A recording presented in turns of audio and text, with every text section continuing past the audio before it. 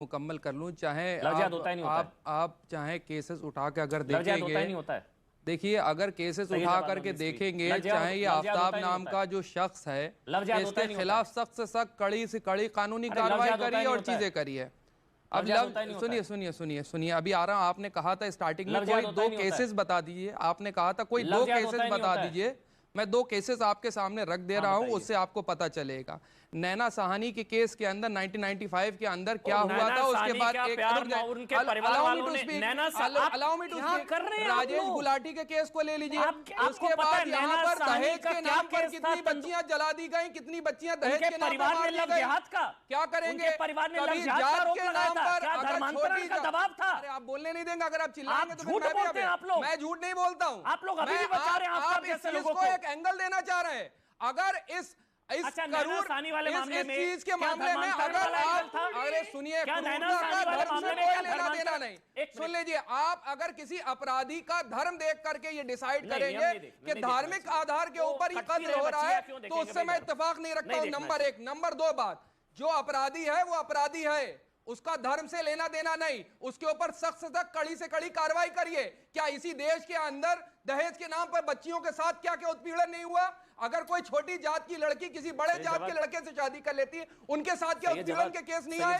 आप अगर देखिए, घटना बहुत निंदनीय है, जितनी निंदा करी जाए कम है, मैं कभी भी समर्थन नहीं करता, लेकिन वो लोग जो धर्म के आधार पर किसी अपराध को एक चश्मे से देखने की कोशिश करते हैं, मैं उनकी भी मुखालफत कर रहा हूं। आपने कहा था आप शांत रहिए, मैं आपके सवाल ले रहा हूं, आप शांत रहिए एक मिनट।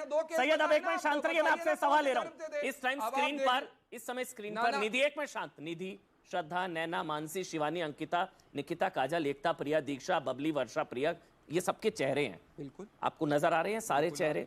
मैं आपसे पूछ रहा हूं, आपने बोला अमन भाई धर्म का कोई बात नहीं होती, प्यार है, ये धर्म वाला एंगल नहीं होता। धर्म नहीं होता जो सादिक जी ने पूछा, जब धर्म नहीं होता तो शादी के बाद धर्मांतरण क्यों जरूरी होता है? वही तो मैं पूछ रहा हूँ। हाँ, जो क्यों जरूरी होता है? के केस में हुआ, उसमें कौन सी धर्म का बंदा था?